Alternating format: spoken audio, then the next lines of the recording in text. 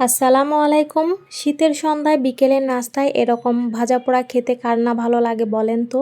সেটা যদি হয় ফুলকপির এরকম মজাদার পাকোড়া, যারা ফুলকপি খেতে পছন্দ করেন তাদের কাছে খেতে তো বেশ ভালোই লাগবে, আর যারা ফুলকপি খেতে পছন্দ করে না আশা করছি তাদের কাছেও কিন্তু অনেক বেশি ভালো লাগবে। বানানো একদমই সহজ, খেতে কিন্তু ভীষণ মজা। উপরের পাটটা হবে একদম মুচমুচে ক্রিস্পি আর ভিতরের অংশটা হবে তুলতুলে নরম।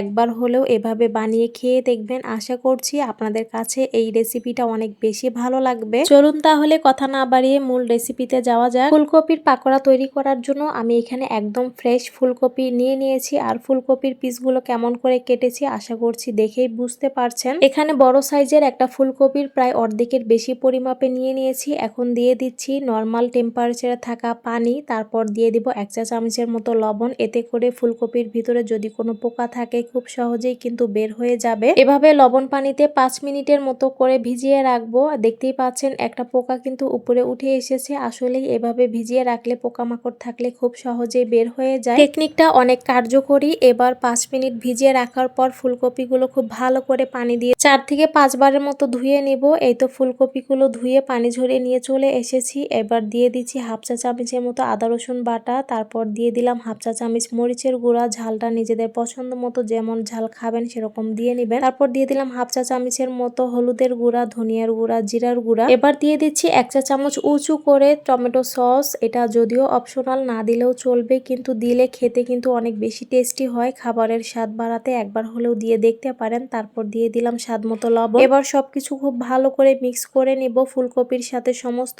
উপকরণগুলো যেন খুব ভালোভাবে মিক্স হয়, এদিকে খেয়াল রেখে মিশিয়ে নিব। তারপর ঢাকনা দিয়ে ঢেকে 10 মিনিটের মতো রেস্টে দিয়ে দিব। এতে করে ফুলকপির সাথে সবগুলো মশলা কিন্তু খুব ভালোভাবে মিক্স হয়ে যাবে। এই তো 10 মিনিট রেস্টে দেওয়ার পরে চলে এলাম পরবর্তী স্টেপে। এ পর্যায়ে এখানে অ্যাড করে দিব 1/2 কাপের মতো ময়দা, আর দিয়ে দিব 3 টেবিল চামচ কর্নফ্লাওয়ার। যদি ময়দা না থাকে তাহলে চালের গুঁড়া অথবা বেসন দিয়েও করতে পারেন, তবে ময়দা দিয়ে করলে রেজাল্টটা কিন্তু অনেক বেশি ভালো আসবে। এ পর্যায়ে সবগুলো উপকরণ হাত দিয়ে খুব ভালো করে মিক্স করে নিব। এ পর্যায়ে কিন্তু পানি দিতে হবে, তবে পানিটা একবারে দিব না, অল্প অল্প করে দিব আর মিক্স করে নিব। একটু সময় নিয়ে কাজটা করে নিতে হবে, সবকিছু যেন খুব ভালোভাবে মিক্স হয়ে যায়। এদিকে খেয়াল রেখেই কিন্তু মিক্সটা করে নিতে হবে। আর একটা পর্যায়ে দেখা যাবে যে খুব সুন্দর একটা ব্যাটারের মতো তৈরি হয়ে যাবে। ফুলকপিগুলোও কিন্তু খুব সুন্দরভাবে একটা মাখা মাখা ভাব চলে আসবে, তাহলেই কিন্তু আমাদের এই ব্যাটারটা রেডি হয়ে যাবে। আর এভাবে যদি আপনারা ফুলকপির ব্যাটারটা রেডি করেন তাহলে কিন্তু আগে থেকে ভাপ দিয়ে নেওয়ার কোনো প্রয়োজন নেই। আগে থেকে ভাপ না দেওয়ার কারণে কিন্তু ফুলকপির অরিজিনাল টেস্টটা পাওয়া যাবে, কোনো ধরনের পানসে লাগবে না। এই তো এখানে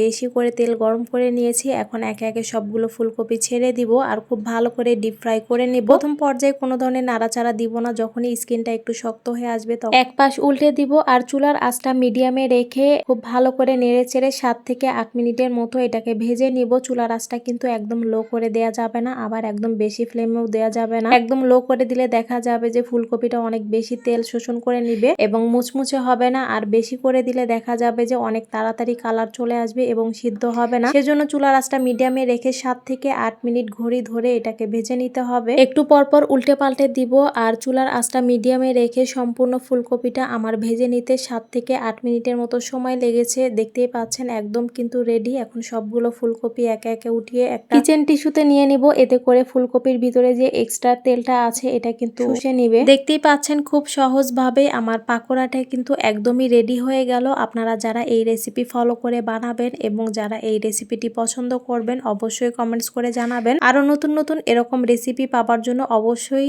ইজি রেসিপি চ্যানেলটিকে সাবস্ক্রাইব করে দিবেন। আর যারা ভিডিওটি ফেসবুক পেজ থেকে দেখছেন তারা ইজি রেসিপি ফেসবুক পেজটিকে ফলো করে দিবেন, এতে করে নতুন ভিডিও দেওয়ার সাথে নোটিফিকেশন আকারে পেয়ে যাবেন। এই তো আমার মজাদার সন্ধ্যার নাস্তা একদমই রেডি। আমার বাসার সবাই কিন্তু এই নাস্তাটা মাশাআল্লাহ অনেক বেশি পছন্দ করেছে। আশা করছি আপনারাও যদি একদিন সন্ধ্যায় এই নাস্তাটা তৈরি করেন আপনাদের পরিবারের সদস্যরাও কিন্তু অনেক বেশি খুশি হবে। এই পাকোড়াটা খেতে কিন্তু অসম্ভব মজা হয়ে থাকে। কর্নফ্লাওয়ার দেওয়ার কারণে কিন্তু উপরের পাটটা অনেক বেশি ক্রিস্পি ছিল আর ভিতরের পাটটা তো খুব সুন্দরভাবে সিদ্ধ হয়েছে। ফুলকপিটা কিন্তু অনেক সুন্দর সফট ছিল, খেতে কিন্তু অনেক বেশি ভালো লাগছিল। একবার হলেও এভাবে খেয়ে দেখবেন। টেস্টের বিষয়টা একটুও বাড়িয়ে বলছি কিনা সেটা কিন্তু অবশ্যই কমেন্টস করে জানাবেন। যারা যারা রেসিপিটি ট্রাই করে বানাবেন আপনাদের কমেন্টসের অপেক্ষায় থাকবো। আজকে তাহলে এ পর্যন্তই। আপনারা সবাই ভালো থাকবেন।